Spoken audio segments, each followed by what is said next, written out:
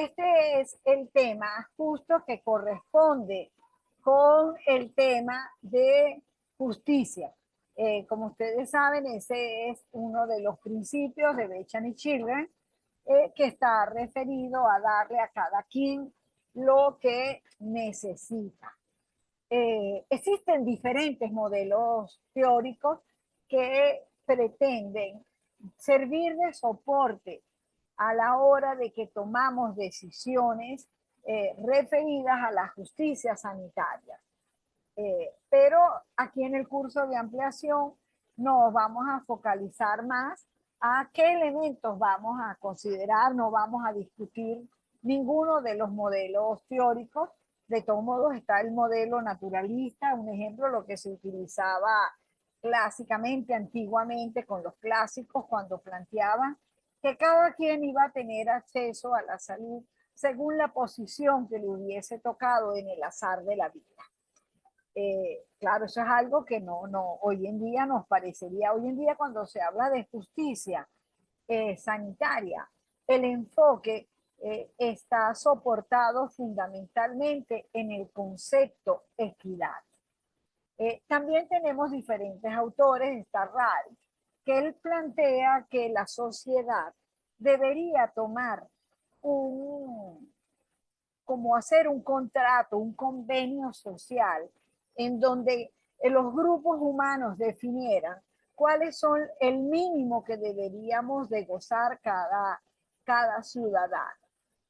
A mí personalmente me encanta ese modelo. Lo critican porque no necesariamente, digamos, va a incentivar ese proceso de tal como yo me he esforzado voy a tener, digamos, oportunidades en ese disfrute. Y de repente se corre el riesgo bajo un criterio de igualdad, y aquí es importante que diferenciemos ciertos conceptos como lo que es justicia, lo que es equidad y lo que es igualdad. Eh, la igualdad no es precisamente la mejor propuesta cuando queremos hablar de equidad. En la equidad se pretenden solventar diferencias con las cuales el azar de la vida nos ha impuesto. No es lo mismo darle a todos un mismo nivel que darle según las necesidades de cada uno, definiendo muy bien ese nivel que se va a aportar. Eso está más cercano al concepto de equidad. Vamos entonces, ustedes en la bibliografía pueden encontrar muchos de estos modelos, pero no queremos en el nivel de este curso de ampliación profundizar. Los que quieren seguir con la maestría, ahí sí vamos a tener esa posibilidad. Bueno, fíjense, cuando se habla de atención en salud, nosotros podemos partir de lo que dice nuestra Constitución. Él plantea en el artículo 83 que la salud es un derecho social fundamental y que es una obligación del Estado que debe de garantizarle como parte de un derecho a la vida. Y dice que el Estado promoverá y desarrollará políticas orientadas a elevar la calidad de vida, el bienestar colectivo y el acceso a los servicios. Vamos a ver ahorita algunos elementos que son los que nos van a poder visualizar aspectos como la calidad, el bienestar, el acceso a servicios que deberían ser considerados por los planificadores de salud a la hora de definir esas políticas de salud. La CEPAL en el año 2000 ya plantea que la equidad debía buscar reducir las desigualdades sociales en sus diferentes manifestaciones.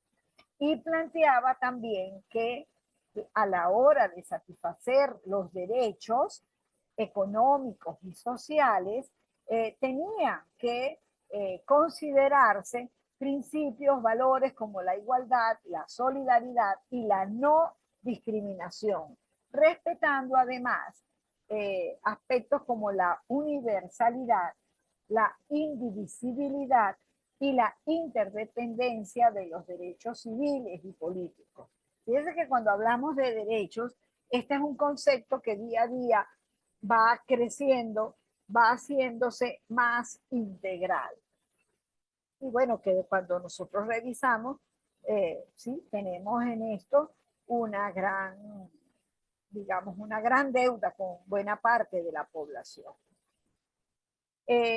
Cuando hablamos de la justicia sanitaria, lo podemos ver desde las éticas deontológicas como también desde las éticas teleológicas. Es decir, nos interesa la santidad de la vida, pero también la calidad de la vida. Hay indicadores para medir estas condiciones de salud, para poder tener referentes para planificar las diferentes acciones políticas que van a definir en un país. Tenemos los indicadores básicos como el Producto Nacional Bruto, el PNB per cápita. Estos son indicadores que inicialmente se consideraron que eran fundamentales para garantizar la salud de la población. Se pensaba que a más riqueza, mayor posibilidades y mejores niveles de vida se iban a alcanzar.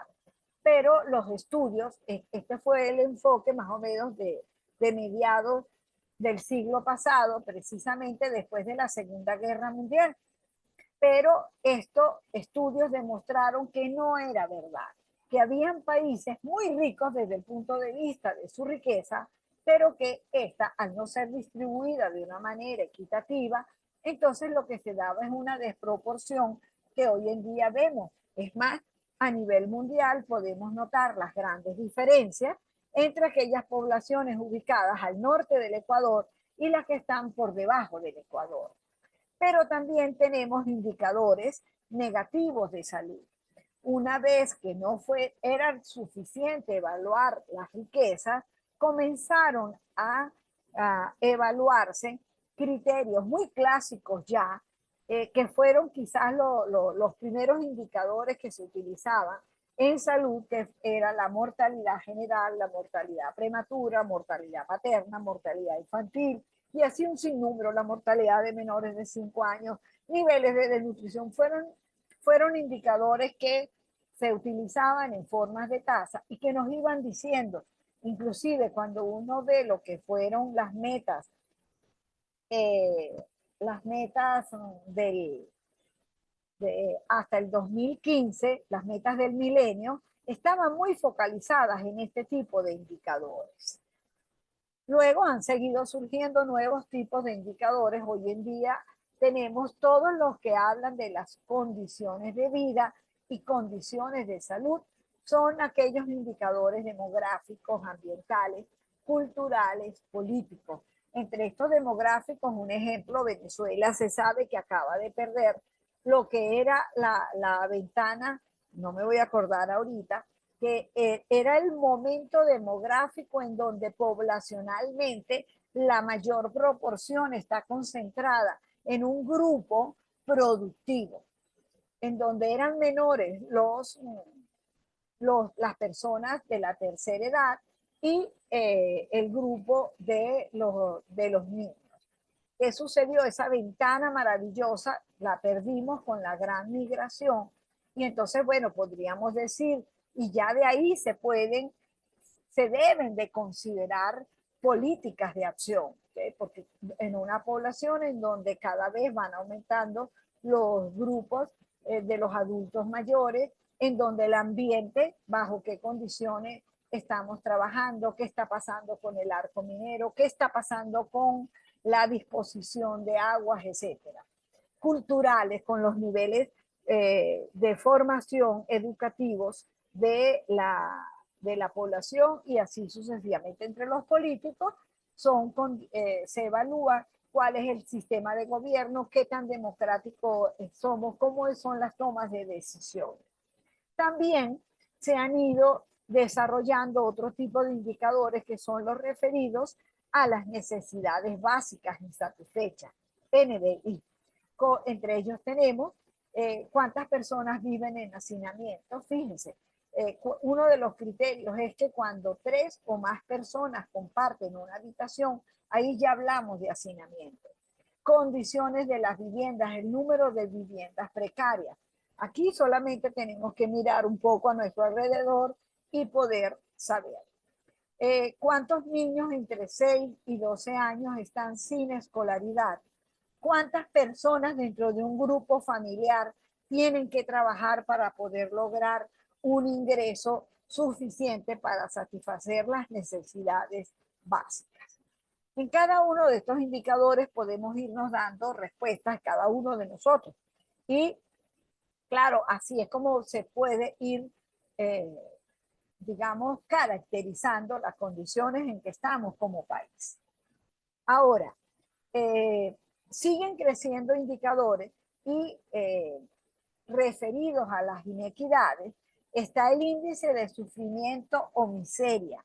¿Por qué? Porque se ha visto que en la misma medida que incrementa la tasa de desempleo, eso está relacionado con la inflación, también va aumentando la criminalidad. También tenemos el índice de progreso social, que se va a medir en función de cómo se satisfacen las necesidades sociales y ambientales de los ciudadanos. Este es un índice que está conformado por 52 ítems y que evalúa la satisfacción de las necesidades básicas, la percepción de bienestar y oportunidades de escalar a nivel de los diferentes niveles sociales. Ahora bien, hay un concepto que digamos, para poder hablar de justicia sanitaria es necesario tener presente. Hablar de salud a veces es un poco confuso, porque, y salud, y más si partimos de lo que es la definición que tiene la OMS o lo que nos dice el diccionario. Salud es ausencia de enfermedad, pero estamos en un momento en donde más que la salud, se nos plantea que debemos de trabajar es por el bienestar, porque las personas se sientan bien, logren un proceso de adaptación en las condiciones en que estén aún afectados por algún proceso patológico. Porque si logramos la adaptación, la adherencia, logro entonces sentirme bien. Pero para lograr este bienestar, que es una percepción muy personal, necesito la combinación de una serie de elementos, como es la vivienda, cómo son las posibilidades de descanso, la seguridad, las condiciones del entorno, la educación. A partir de aquí vendrán entonces cómo es la prestación de servicios de salud, qué valores, qué aspectos culturales prevalecen en nuestro contexto, eh, las condiciones de trabajo, posibilidades de reposición de la energía, etcétera. Todo esto bajo una serie de elementos como la equidad, la libertad, la solidaridad y el respeto. Revisen cómo el concepto bienestar es un concepto complejo que tiene que ser abordado de una manera interdisciplinaria y de una manera cambiante. Ahora, cuando nosotros hablamos de justicia sanitaria, partiendo de aquello que ya hemos visto, de la percepción de bienestar, entonces la percepción de salud va a depender de la satisfacción de las diferentes necesidades, con el enfoque que ya vimos, lo biológico, lo psicológico, lo social, lo espiritual. Y para ello hay que trabajar eliminando las desigualdades sociales, prevenir las enfermedades y garantizar una asistencia sanitaria dentro de un alcance limitado. Porque con el desarrollo tecnológico, la asistencia sanitaria cada vez se hace más costoso. Entonces, por eso es que el modelo que utiliza el autor, el filósofo que le mencioné, plantea que deberíamos llegar que deberíamos llegar a un consenso en que se definiesen esos esas condiciones mínimas para procurar que todos alcancemos una percepción de bienestar que sea en ese, considerando de verdad los derechos de la persona, pero donde a la vez él tenga posibilidades de superarse.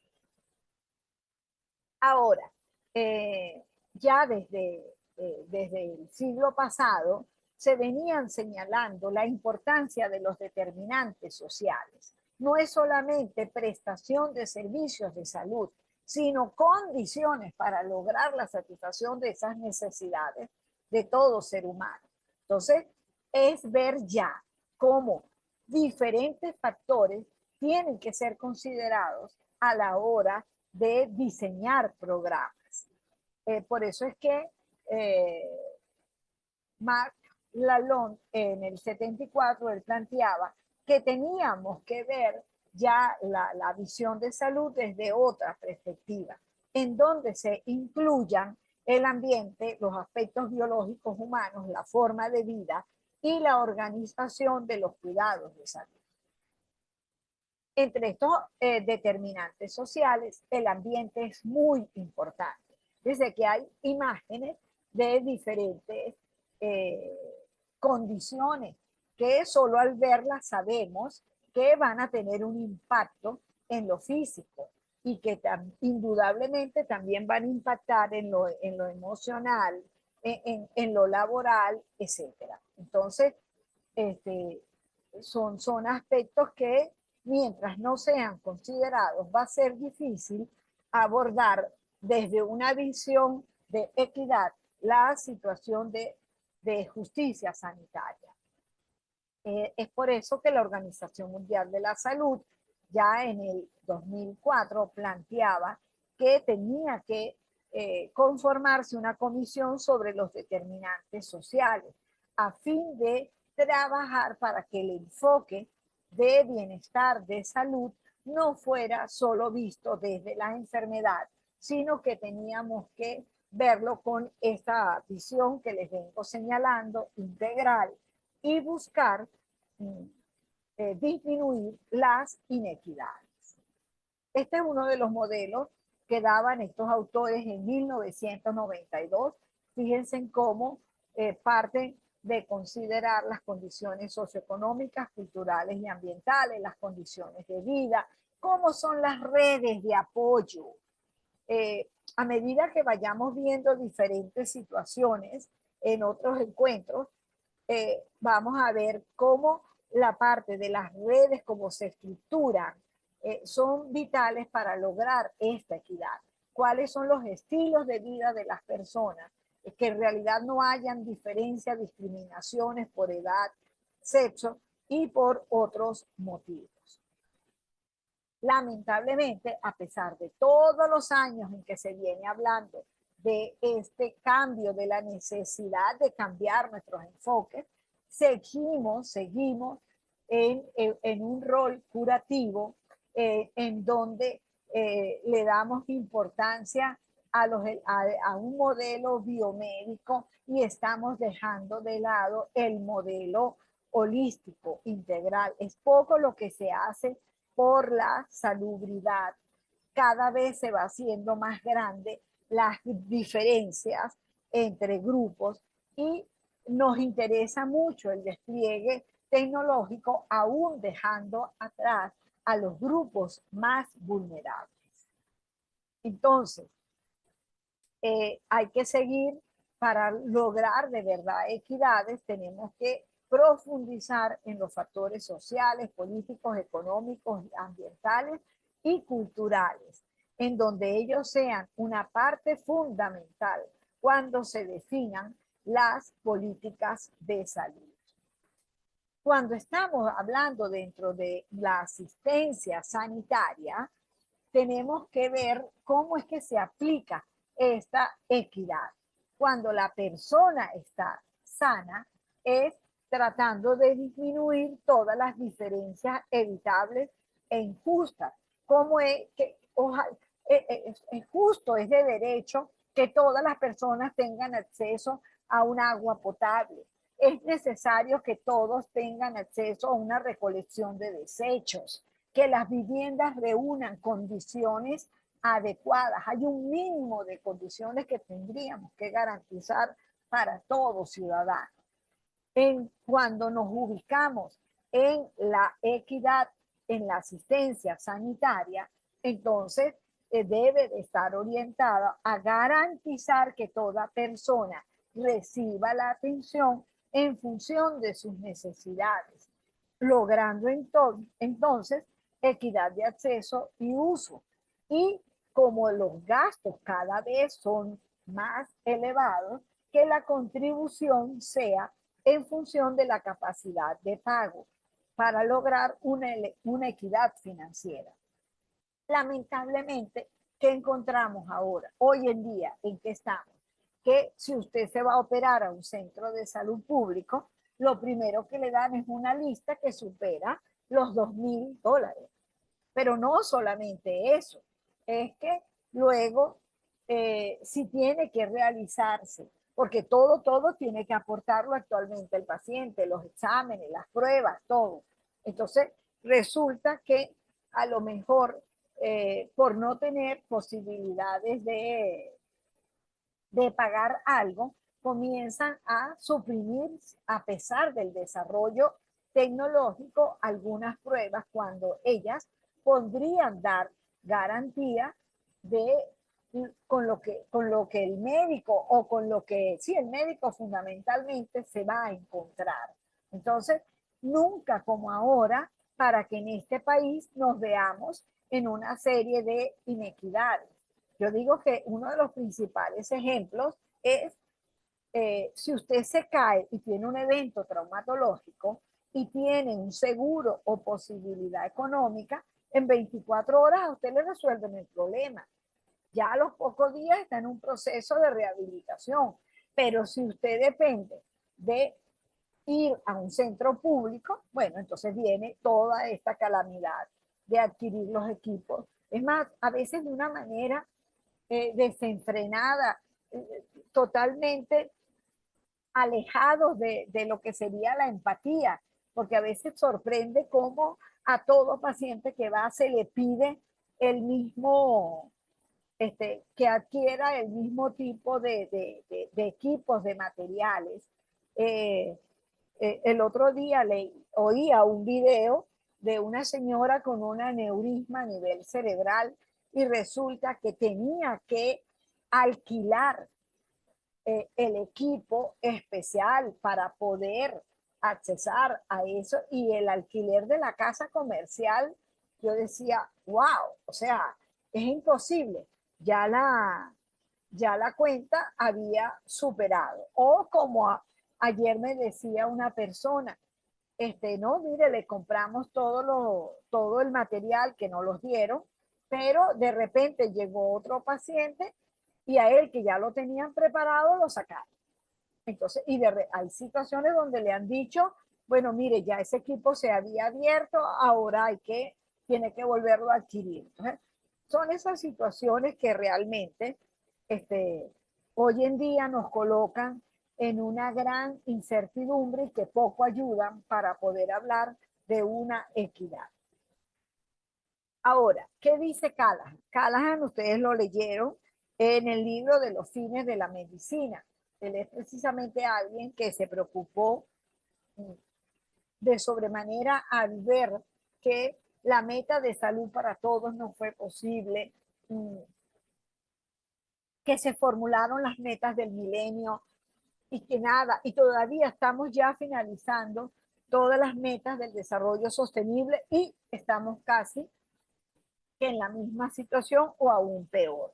Entonces, él plantea que tenemos que cuidar el aspecto igualdad, calidad y también los derechos del paciente. Entonces, cuando se habla de igualdad, tenemos que cuidar que la buena salud es para todos, pero entonces todos tienen que tener acceso a la educación, a la salud pública, a las condiciones económicas y sociales, y no solo al acceso universal a los servicios de salud.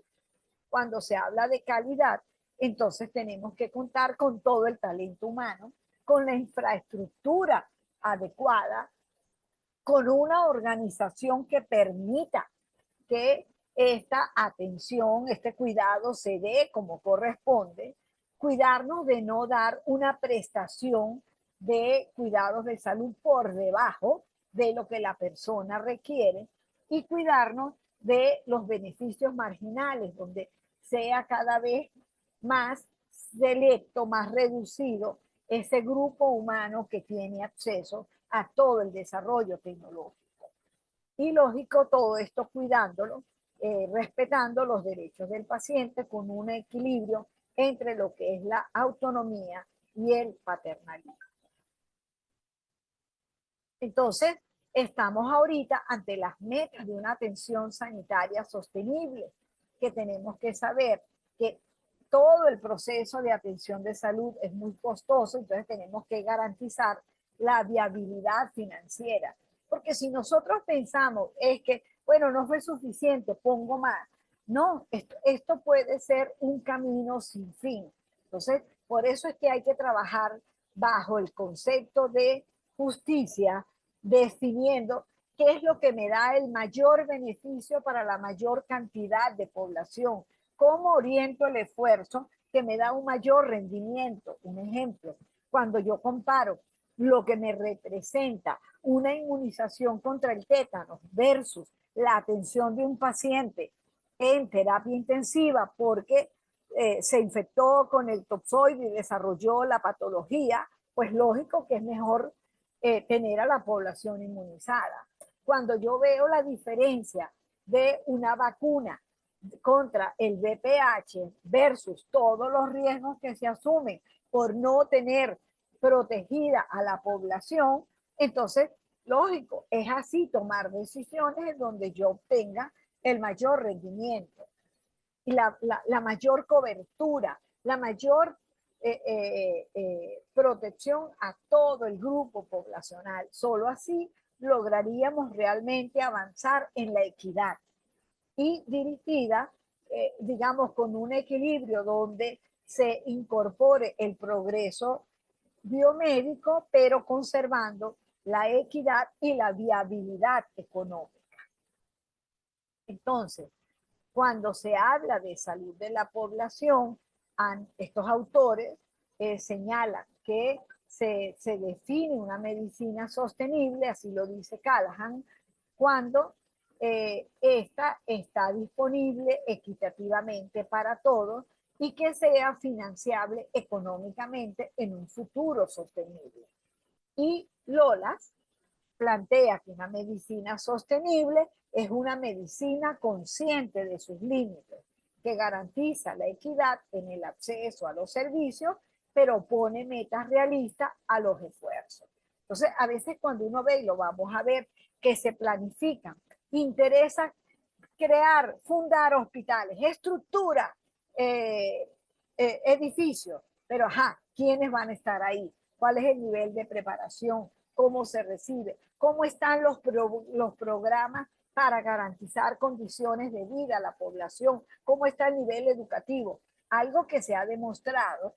Hay un libro que a mí me gustó mucho, que conseguí en México, que dice, como vives, mueres.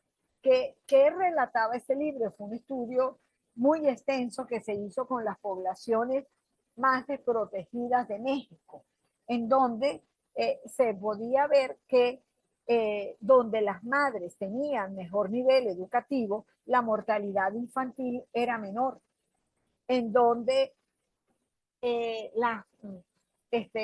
había mejores condiciones ambientales, entonces también había mejor salud y había menos inequidades relacionadas con el género. Porque ¿qué pasa? Que cuando no hay agua, un ejemplo, en una población, casi siempre es la mujer la que se encarga de irla a buscar. Y el hombre, claro, la mujer deja de trabajar, deja de estudiar, se queda en casa para ser la que busque el agua.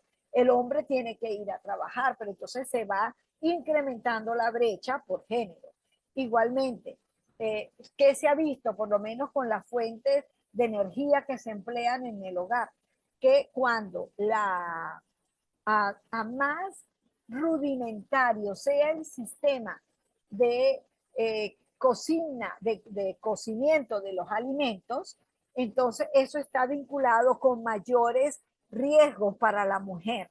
Entonces, claro, es mucho más seguro tener una cocina eléctrica que una cocina de gas, que una cocina a leña, o porque con la leña aumentan problemas respiratorios, etcétera. Entonces, vemos cómo la situación va desencadenando todo una serie de elementos que va incrementando las brechas entre géneros, las brechas por edades, una serie de situaciones por ingresos que entonces, al ser abordadas, que tienen un mayor impacto sobre la salud, que aunque tengan un mayor impacto, son menos costosas. Pero bueno, eso requiere de un compromiso por parte del Estado, por parte también de los que planifican estos diferentes programas. Eso hay pruebas de todo esto.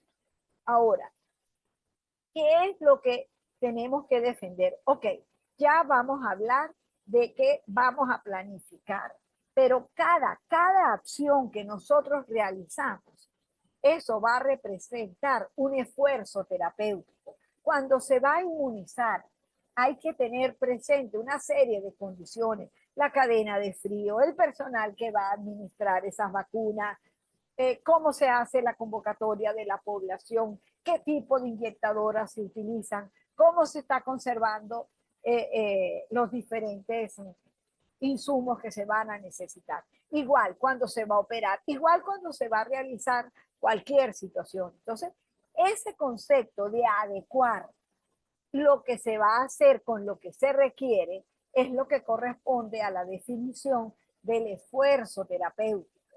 Por eso es que no podemos improvisar. Por eso a mí me preocupaba mucho cuando lo del COVID, que de repente, por la escasez de personal que hubo, por la gran demanda que se dio, entonces comenzaban a llamar a profesionales que eran especializados en determinadas áreas y tuvieron que incorporarse a atender las situaciones de emergencia, pero no hubo ni siquiera tiempo para prepararlos. Entonces era como que sumar a la angustia del paciente a la angustia del que iba a responder en esas circunstancias. Entonces, eso, un ejemplo, ya nosotros como país o a nivel mundial tendríamos que saber que la probabilidad de que vengan nuevas epidemias y pandemias es una realidad inevitable. Nosotros estamos realmente ante una situación de cambio climático y esas condiciones van a propiciar esto. Pero ya deberíamos estar trabajando de cómo abordar ante una crisis. Entonces, y que para ello tendríamos que ver todo lo que se requiere según las circunstancias. Fíjense, esto fue tan notable que para los arquitectos significó repensar cómo era el diseño de los hospitales, porque nos vimos obligados a atender hasta en carpas, donde se sacrificaban condiciones. Entonces ya el diseño de hospitales se ha transformado. Igual pasó con los ingenieros, con los especialistas en mantenimiento hospitalario, porque ya se vio que teníamos que estar preparados, tener capacidad para atender demandas crecientes a las cuales no necesariamente nuestros modelos clásicos hospitalarios permiten dar respuesta. Entonces, el esfuerzo terapéutico nos lleva a considerar y a garantizar una adecuación del nivel de cuidado con las necesidades de los pacientes, a cuidarnos de no otorgar niveles inferiores a lo que la persona necesita, porque eso es poco eficaz. Eso es como que atendamos a un paciente crítico en una hospitalización. No hay manera de poder responder sus necesidades. El número de enfermeras, el número de médicos, la disponibilidad de ciertas pruebas no lo permite. Si se presta por encima, entonces estaríamos siendo poco eficientes. Sería un paciente que llevamos a la UCI, pero que a lo mejor no requiere de una evaluación constante de parte del equipo de salud. Entonces, tenemos que garantizar todo esto, lo que es tener muy claro cuál es el nivel de cuidado, cuáles son los recursos, el talento humano que se necesita para poder garantizar una distribución equitativa de ese talento y de esos materiales. Si no llegamos a una pérdida eh, que tiene un alto costo y que no puede ser porque siempre el sacrificado va a ser el paciente. Fíjense, esto todos ustedes lo conocen. El nivel de atención de salud que se brinda tiene que ser eh, en escala, en donde la mayor concentración de la atención del cuidado debe de estar en el nivel primario, es decir, cuando se hace educación para la salud, la prevención. Luego, en segundo nivel, lo que sería el segundo nivel en donde se atiende, se hace el diagnóstico oportuno de las situaciones, y el tercer nivel, que ya es el nivel de corrección de las patologías ya debidamente identificadas. Pero fíjense que el tercer nivel debería concentrar apenas un 3%, mientras que el primer nivel, que es en donde vamos a promover, en donde vamos a garantizar condiciones socioeconómicas adecuadas para todos, debería concentrar el 85%. Pero lógico, si esto no se da, si no tenemos agua, no hay recolección de desechos, no hay educación para la población, ¿qué va a pasar? Que bueno, se piensa más en crear hospitales y lamentablemente es más caro curar que prevenir.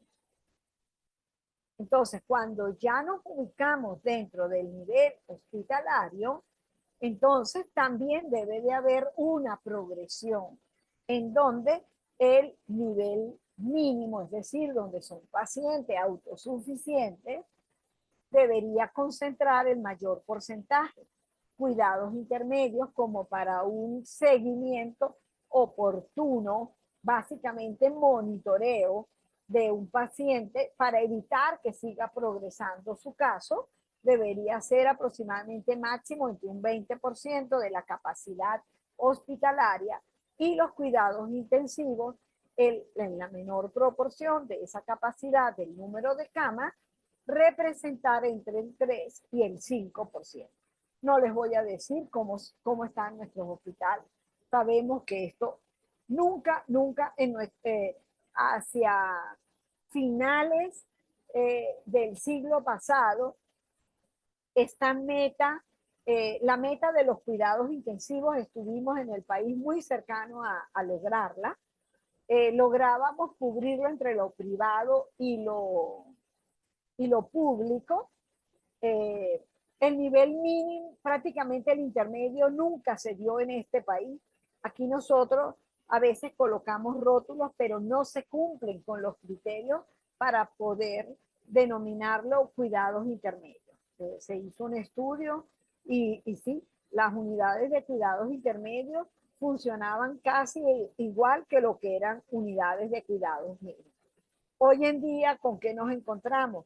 Que los pacientes a terapia intensiva están llegando en unas condiciones en donde la probabilidad de recuperación está a la par con el riesgo de quedarse en el proceso.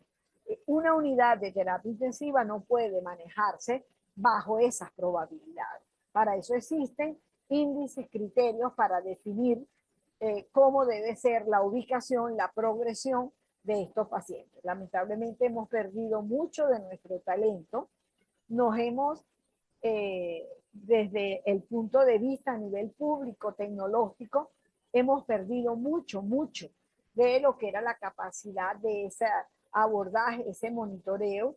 Entonces, claro, todo eso está incidiendo en las cifras y en los resultados que tenemos hoy en día. Ok, y ya para finalizar esta frase que me encanta, la salud es la mayor posesión, o digamos el bienestar, la alegría es el mayor tesoro y la confianza es el mayor amigo. Lamentablemente estamos en un punto en donde yo creo que ninguno de nosotros gozamos de la confianza de que vamos a encontrar las condiciones para responder ante cualquier circunstancia.